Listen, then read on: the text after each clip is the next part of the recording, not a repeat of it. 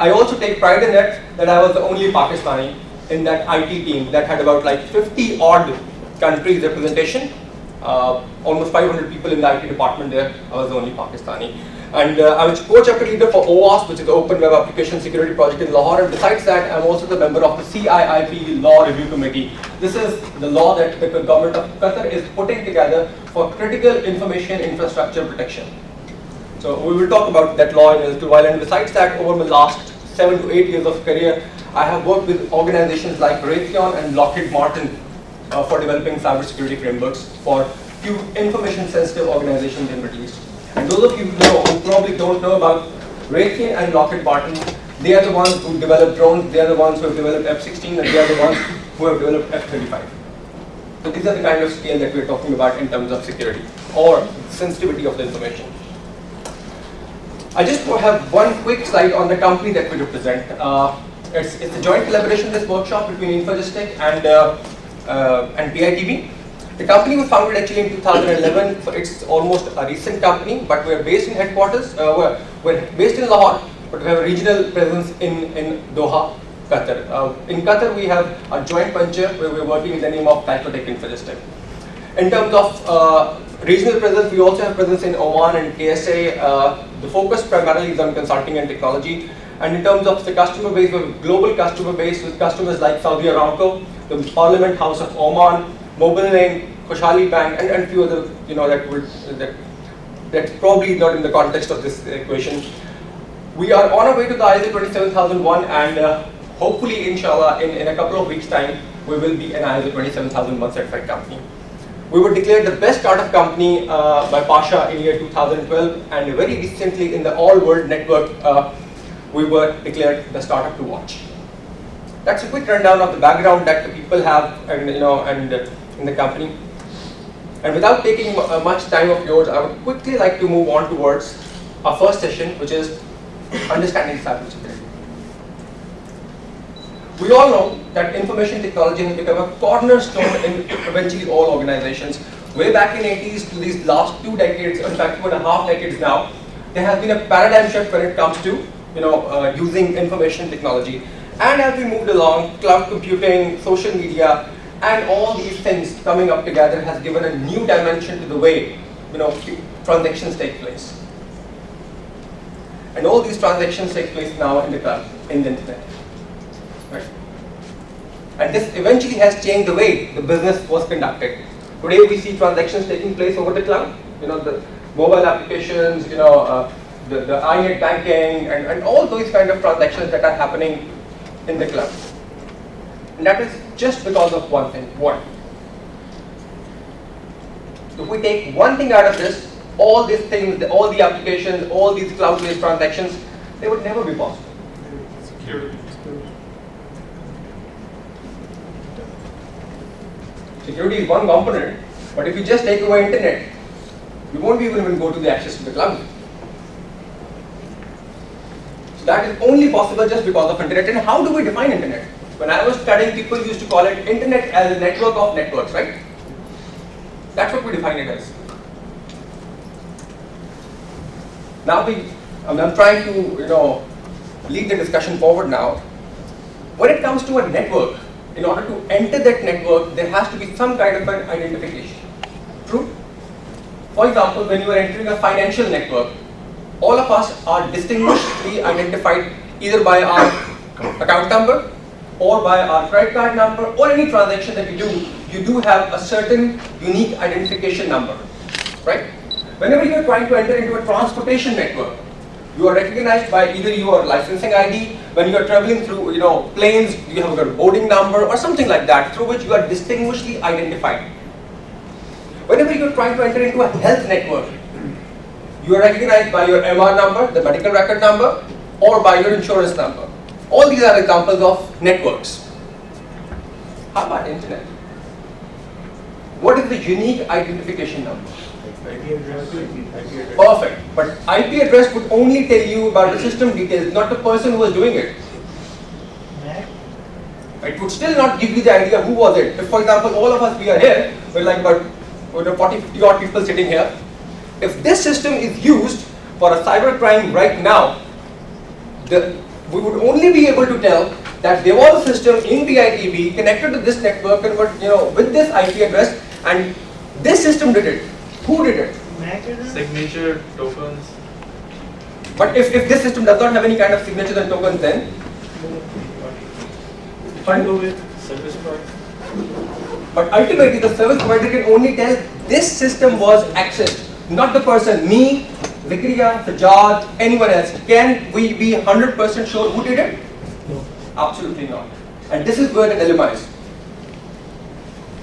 In most of the, we have been involved in few exercises with FIA, whereby people had raised few questions related to the IP protection and all that.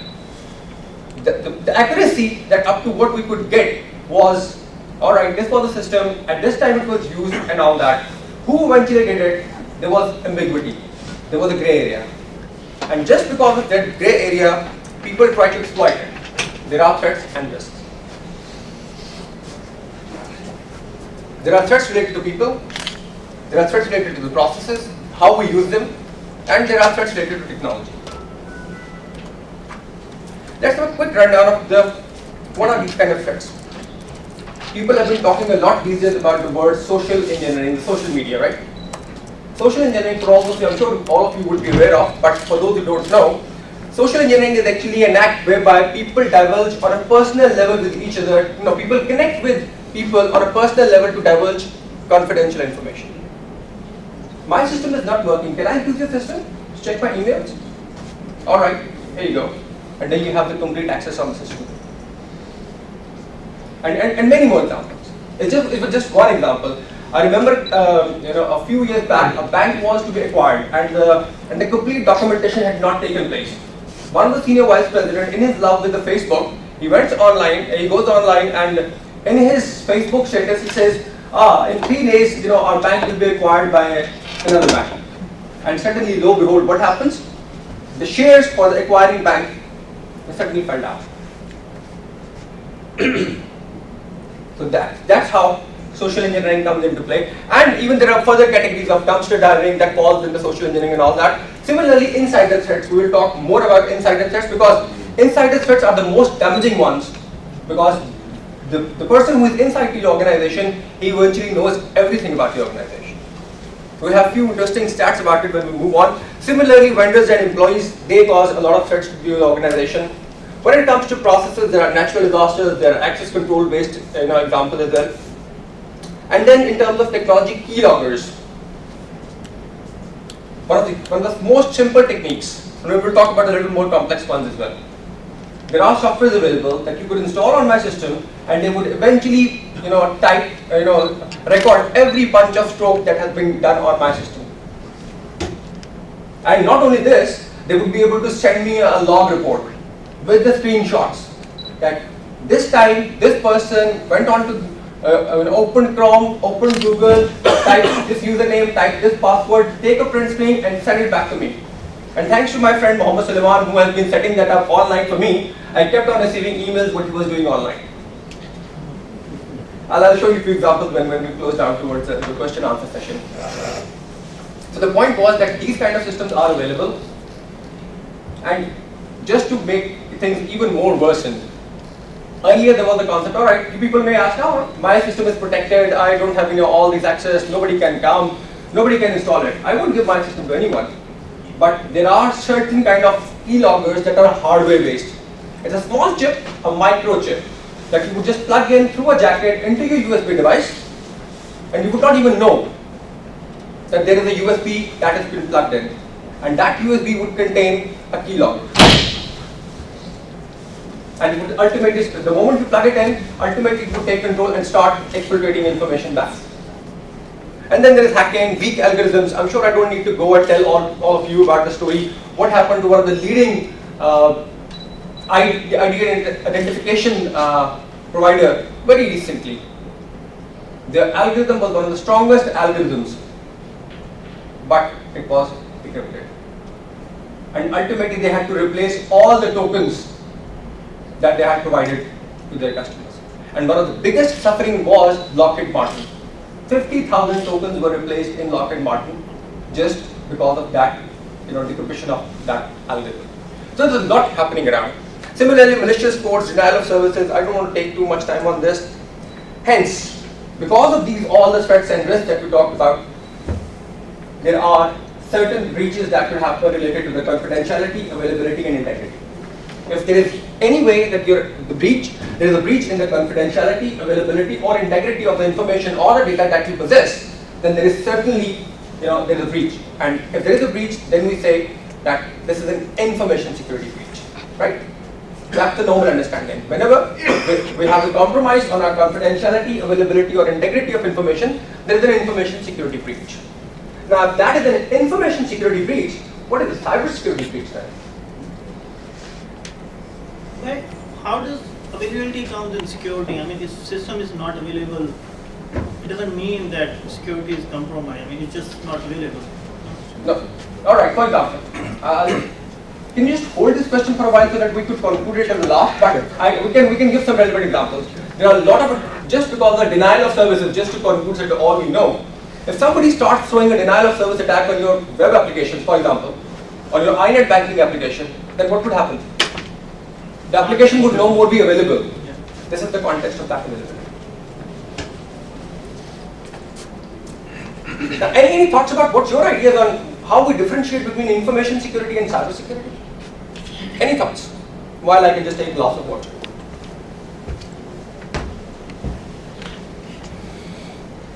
Any thoughts? The house is open. Just for now. I think it's related to when you are on internet, because cyber means internet. I mean, if you are on internet using an application that deals with the internet, send your data over the internet services. Also, it is not necessary that information security relates to the cyber. I mean, if you are doing something in the cloud, then you can feel cloud. Yes, you are accessing internet, your information is on the cloud, then you have to think about the cyber. But if your information is not connected to the internet, then it doesn't relate to the cyber. So it is not, necessary that information relates to the cyber. All right. Just a quick one. In order to understand what cybersecurity actually means, we need to go back to the history, understand the military context of it. Because for the first time, the word cybersecurity was used by Pentagon. No corporates came out, no financial institutions, no telecom, none others, they came up with this word cybersecurity.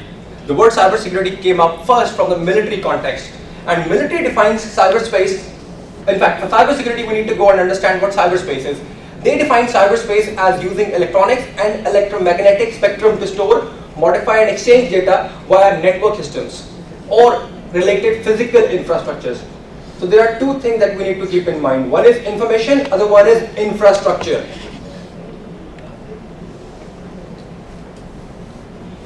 I repeat, just want to clarify myself. So one is the information, other one is infrastructure. All right? So there was a question somewhere down there? All right, fair enough. So, in one of the conferences, one of the Pentagon leaders, they defined cyberspace as a domain just like land, sea, and air. And where did this definition came from? They actually say that cybersecurity means protecting critical infrastructure assets from unauthorized and unintended use. Now that might sound a little confusing. Let me quickly take you on to the next slide, whereby we categorically differentiate. There are two main differentiators when it comes to this. First is what are you protecting and what is the impact of the threat. The focus on information, the prime focus, let me use the word, the prime focus on information security is basically your information systems. Whereas when it comes to cybersecurity, the scope goes beyond information systems. It may be your command and control systems, it may be your building management, it may be your SCADA environment, it may be your production systems. All these building management systems these days, they are all connected through IPs somehow, one or the other, right?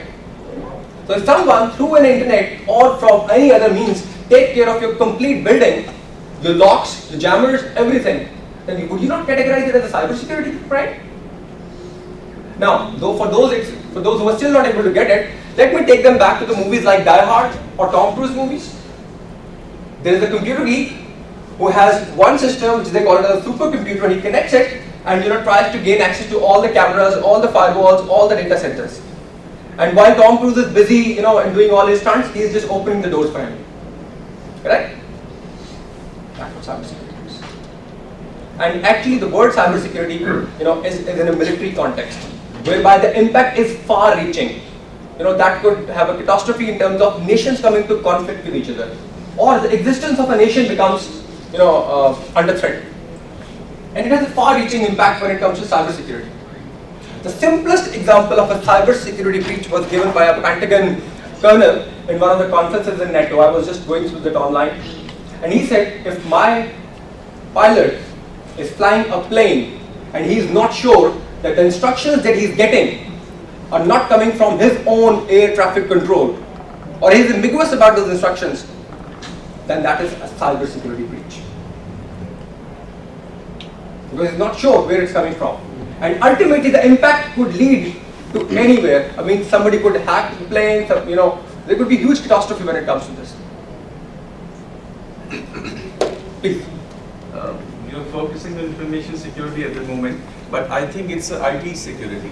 Because if you're talking about information security, building management is there, command and control is there, information systems even is there. Like if you're talking about ISO 27001, it's an information security framework. But every control which you mentioned in cyber security is there.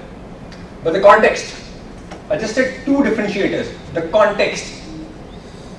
If there is a breach, I agree with you. If there is a breach in, for example, a bank, would it have such a catastrophic impact as if, for example, hacking Saudi Aramco's infrastructure and taking care of the complete oil production facility?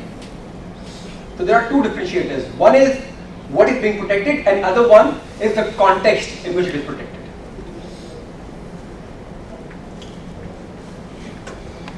Now, as long as we are on the same page, I would like to just quickly take on to one example that how somebody takes control of your system, how it works. So here is a typical example of an environment where we have a complete enterprise network, where we have few patched machines, few unpatched machines, domain controllers, servers separated through a firewall, and then there is this cloud environment over the internet, whatever.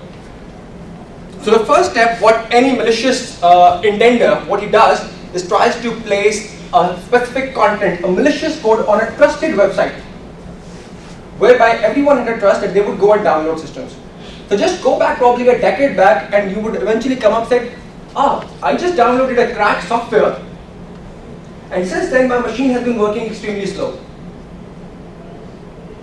Kaspersky Labs, in one of the recent reports, they said that there are the three main biggest sources of malware or some these infected codes.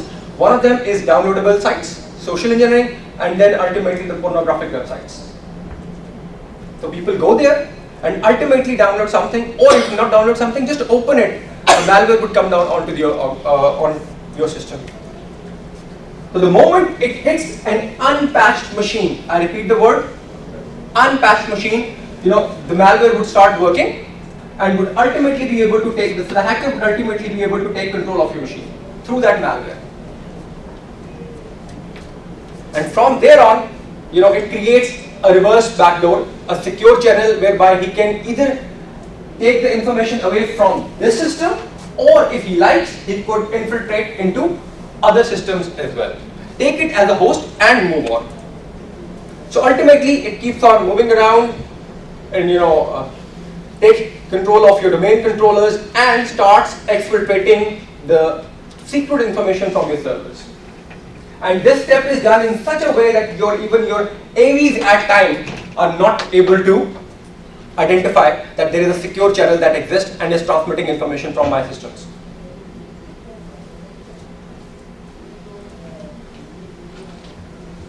So if the context is clear, I would like to further emphasize on a few incidents that have that have changed the entire dimension of the way this whole industry is looked into. The first one, the events in Estonia, they are the ones after which Pentagon and all these military leaders redefined the word cyberspace. Prior to that, if you go into the history, you would never find the word cyberspace or cybersecurity. There was always the word information security, IT security, computer security. What actually happened there? Does anyone know about this?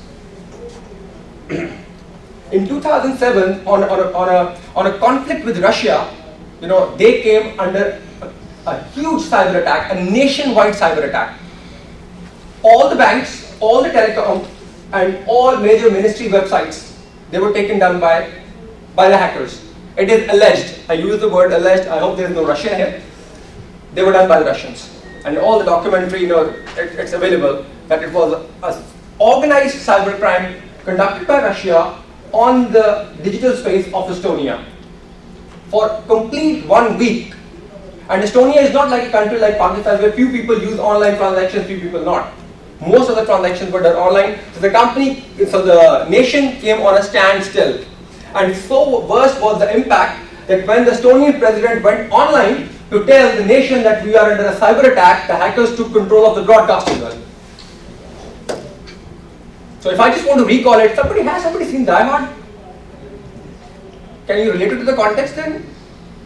Certainly, a window flash, on broadcasting, on the TV, you find out that the White House is burning, there is a bomb there, and after that, the hacker broadcast, this was just a trailer. So this is what I meant when it comes to the context of cybersecurity. For many people, under ordinary circumstances, maybe an information security breach, the network got compromised, he took control, but what is the impact? The whole nation is getting impacted. Another interesting one, there was a conflict between Russia and Georgia on the same lines, but Stuxnet. This was a virus dedicatedly designed to impact the SCADA environment, the production environment. Few people say that it was targeted for Russia. 60% of the nuclear reactors were impacted. How did it work? We'll discuss it in a little while. And this one, Pentagon's $300 billion Joint Strike Fighter project. This was a project on which US had spent almost $300 billion. This was basically the design of the F-35 fighter jet that was developed by Lockheed Martin and in collaboration with British Aerospace Agency, BAE, and Northrop Grumman. These are the 3-4 major players in that industry. So alleged Chinese spies, when this was almost there, they went into the systems and took out the design and everything. So and so that the US or the Lockheed Martin had to altogether change the design, and everything. Otherwise, had they gone with the same production, it would have been vulnerable. People would know how to thwart it. And the impact was that another $150 billion was spent on the redesign. So who has a smile on their face? I can say at least you and I are smiling. No, I'm looking at Lockheed Martin made a lot of money, didn't they? Of course. They made $150 billion by just having their own software store. That's one way of looking at it, let's put it this way. Money always talks. The rest Obviously, is I obvious. agree, absolutely. And another interesting example, which is very recent one. Saudi Aramco, the largest oil producing company on the planet. We'll talk more about it because we were engaged in one of the recent assignments with Saudi Aramco, and my colleague Furqan and Sajjad will also talk about it in a while. But I can talk about RasGas. I have a few affiliations with Qatar, so whenever it's something comes about Qatar, so I get excited. RasGas is the largest company in Qatar. We all know that Qatar is booming, they have got the highest GDP and all that. RasGas is a company because of which Qatar is right now booming. They actually have this reserve for the liquid natural gas. So if Qatar does not do anything, not even a single service, not import, not exports, anything, they can survive for another 100 years just because of this. Because they keep on pumping that the liquid natural gas. And what happened that this organization was impacted on the same lines as Saudi Aramco was. A virus would come, and ultimately would swipe the entire hard disk. Nothing would be left. And they called it as a virus named Shamoon. There is a huge fight whether it comes from Iran or whether it comes from Israel, but wherever it came from, I don't want to go in that debate, but what it did, it ultimately swiped the entire hard disk. Same in Aramco, same in RasGas. So this is the context that I'm trying to tell when it comes to cybersecurity. There have been information security breaches as well. In Pakistan, we had recently seen about 4 or 5 banks straight away being impacted. But I as a person cannot go and call it as a cybersecurity breach. Because the context matters when it comes to defining information security and cybersecurity. Stuxnet. As I said, we'll talk about Stuxnet in a little while. That was a virus that was first discovered by Kaspersky Labs in 2010. And how it worked? It was actually, programmed on. It was targeted to impact the Siemens industrial infrastructure. Most of these SCADA environments, the production environment, are using, dedicated systems who could, do the production. Just like the way we have systems that can automate the work, manufacturing machines and all that. So it was targeted for them, and how it worked, that somebody through the use of a thumb drive infected that SCADA environment. The ultimate objective of that was to make the SCADA production environments run on a faster